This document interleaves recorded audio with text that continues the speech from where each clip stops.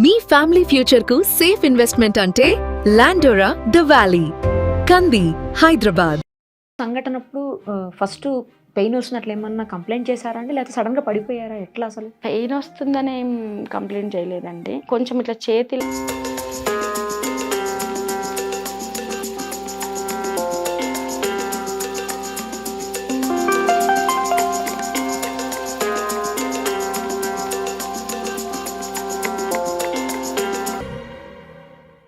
లోకం మొత్తం భర్త దూరం అయిందని అనుకుంటుంది, కానీ నాకు భర్త కాదండి దూరం అయింది.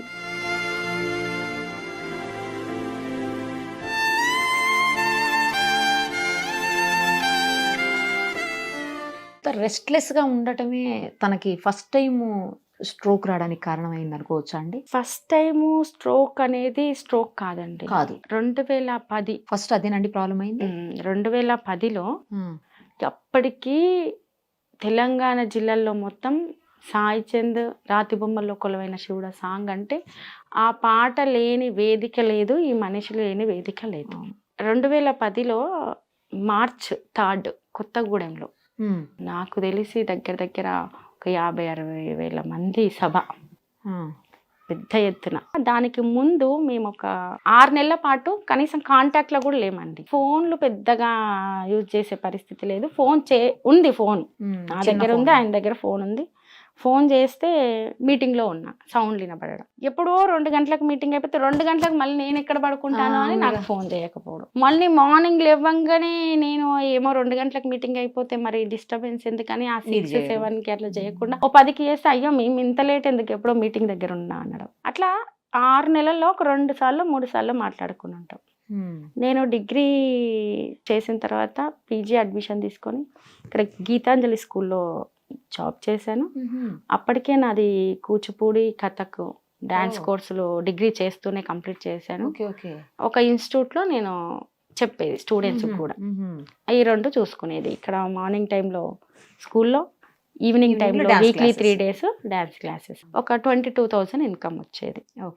సో నేను చిన్నగా ఇలా నా దాంట్లో బిజీగా ఎర్నింగ్ స్టార్ట్ చేసేసాను. మార్చ్ 4th నా బర్త్డే, మార్చ్ 3 అక్కడ సభ, మార్చ్ 1st నేను కాల్ చేశాను, బర్త్డే ఉంది కదా రావచ్చు కదా అని. అయ్యో 3rd రోజే పెద్ద సభ, అస్సలు ఒక పని చేయి నువ్వే వచ్చేసేయను. నాకు అప్పటి వరకు పెద్దగా అంటే మా కుటుంబ నేపథ్యం ప్రకారం నేను ఎక్కువ ట్రైన్లు ఆ జర్నీలు కూడా చాలా తక్కువ అండి. నాకు అవి పెద్దగా అలవాటు కూడా లేదు. సో ట్రైన్ పలానా ప్లేస్లో ఉంటుంది, ఎక్కి ట్రైన్కి అక్కడికి వచ్చేసి కొత్తగూడెంలో సభ జరిగే ప్లేస్ చెప్పారు నాకు. జయరాజ్ అన్న సింగర్ తెలుసు మీకు, జయరాజ్ అన్న చాలా మందికి తెలిసే. కొత్తగూడెం జయరాజ్ అన్న వాళ్ళ ఆ ఊరు. అక్కడ కొమరెంకన్న అని చెప్పేసి ఆ పక్కనే ఇంకొక ఊళ్ళో ఇంకొక అన్న, ఆయన కూడా సింగరు, రైటర్. ఆ అన్న వాళ్ళ ఇల్లు అడ్రస్ చెప్పారు, ఆ సభ అడ్రస్ చెప్పారు. నేను డైరెక్ట్ సభ దగ్గరకు వచ్చేసాను. వచ్చాక సభ వేదిక మొత్తం ఎలా అంటే అండి, ఆ సభ మీద జయరాజన్ ఉన్నారు, విమలక్క ఉంది. అంటే సాయి చంద్ వల్ల నాన్నతరం జనరేషన్, అంటే అంత గ్యాప్. అంటే సాయి చాలా చిన్న వాళ్ళతో కదా, మరి ఆ హేమీలు అంటారు అటువంటి వాళ్ళందరూ ఉన్నారు. 6 గంటలకు 7 గంటలకు స్టార్ట్ అయింది.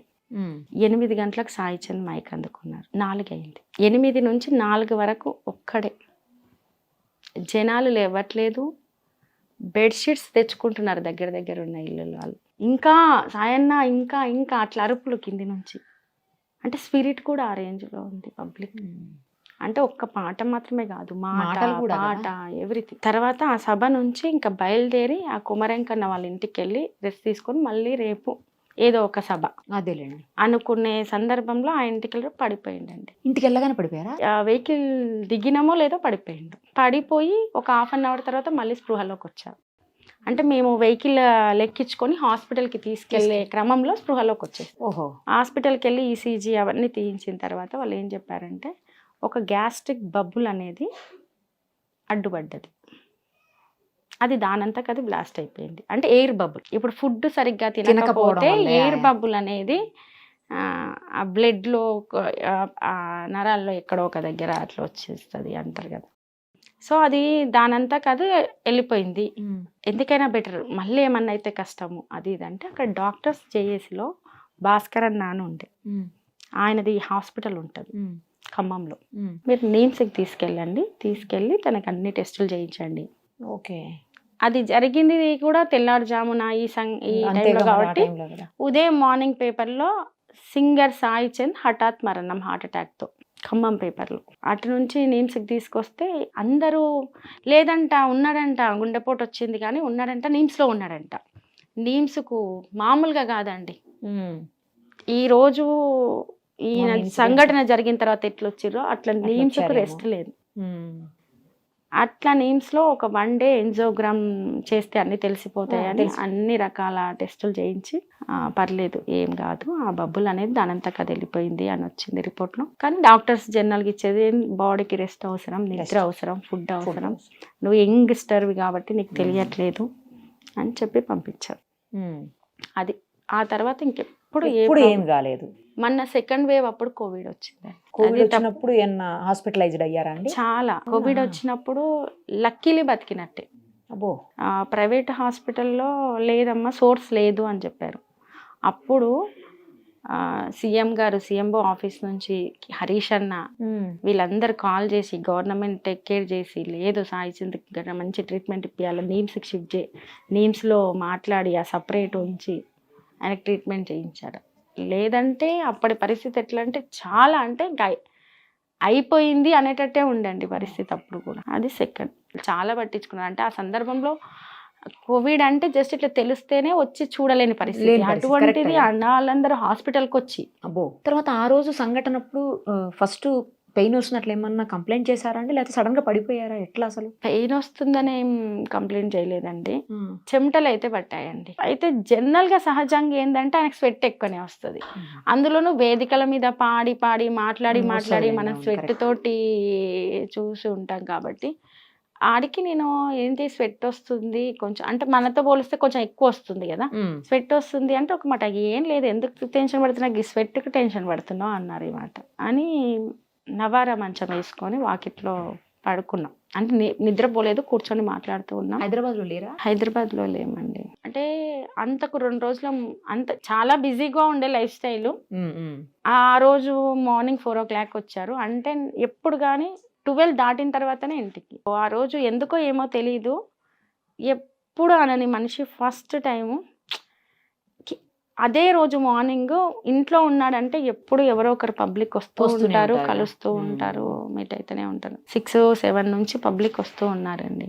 వాళ్ళని మీట్ అయ్యాడు. మాకు తెలిసిన పర్సనే కొంచెం హాస్పిటల్లో ఉండి కొంచెం ఇబ్బందిగా ఉంది అంటే ఇంట్లో నుంచి కొంత అమౌంట్ ఇచ్చి ఇల్లు పిల్లలు జాగ్రత్త అది ఇది అని చెప్పారు. ఎందుకో ఇవి ఎప్పుడు ఉండేవే.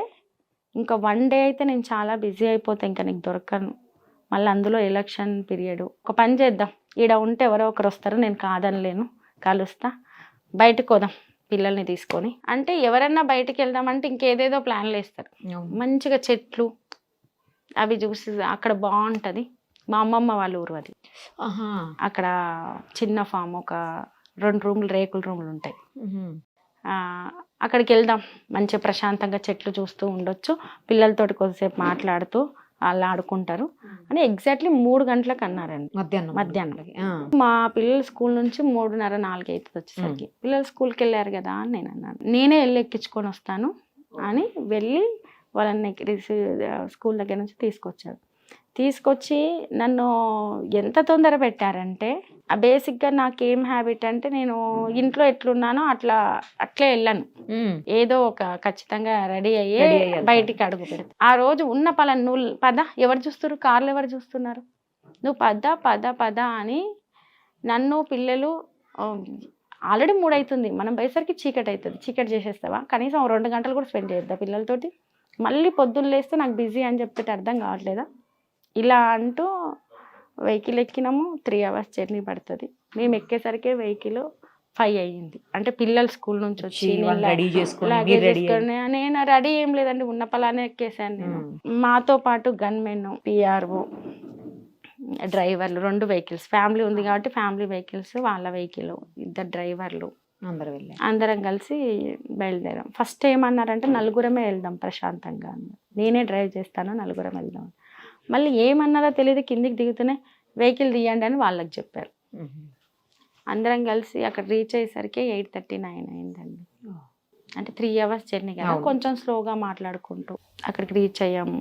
నేను ఎట్లా అంటే ఆయన ఉంటే అసలు బయట ఫుడ్ ప్రిఫర్ చేయనండి. అవునా? ఎందుకంటే ఎప్పుడు 70-80% లైఫ్ బయటే, అవునండి, 20% కదా ఇంట్లో కరెక్ట్ కరెక్ట్. అని ఉంటే నాకు బయట ఫుడ్ ప్రిఫర్ చేయాలి, మీరే చేస్తారు. నేనే చేస్తాను. సో అక్కడ కూడా నేనే చేశాను. నవారా మంచం వేసుకొని వాకిట్లో చూసుకుంటూ ఫుడ్ తింటూ అనేక విషయాలు ఎందుకు మాట్లాడారో తెలియదు కానీ 2.5 గంటలు పుట్టినప్పటి నుంచి బిఫోర్ డే జీవితం వరకు మాట్లాడారు.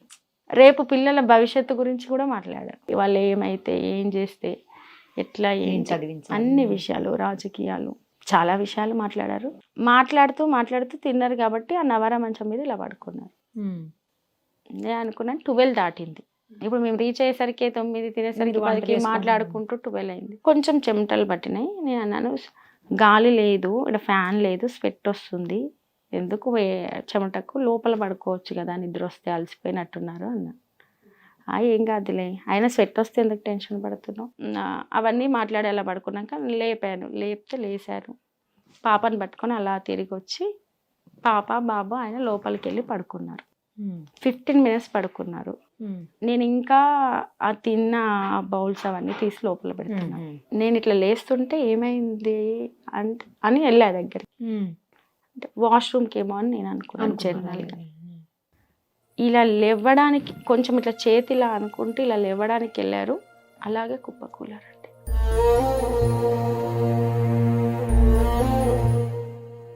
సంఘటన నాకు ఇంకా కళ్ళ ముందు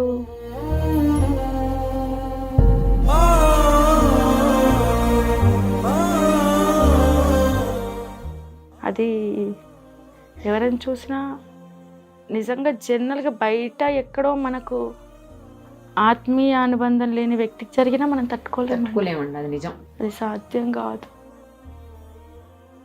అంతకు బిఫోర్ వరకు అన్ని విషయాలు మాట్లాడి అంత అదిగుండి ఎందుకు మీకు టైం ఇస్తున్నానని నన్ను అక్కడికి తీసుకెళ్లారో కూడా నాకు అర్థం కావట్లేదు. వెంటనే ఇమీడియట్గా వాళ్ళు కొద్దిసేపు ప్రెస్ చేసి అది చేసి సార్ అని లేపడానికి ట్రై చేసి వెహికల్ ఎక్కించి, అంటే ఇదంతా ఒక 1 minute జరిగిపోయింది ఆ షాప్లో. ఎంత ఫాస్ట్గా అంటే వీళ్ళకు ఫాస్ట్ డ్రైవింగ్ అనేది అలవాటే, ఎందుకంటే మీటింగ్స్కి 15 minutes లోపు హాస్పిటల్ ఉన్నారండి. ఇక్కడ నాకేం అర్థం కాలేదు. ఒక రకంగా చెప్పాలంటే ఆ పడ్డెంబడే నుంచి ఇప్పటి వరకు కూడా ఏం అర్థం కావట్లేదు.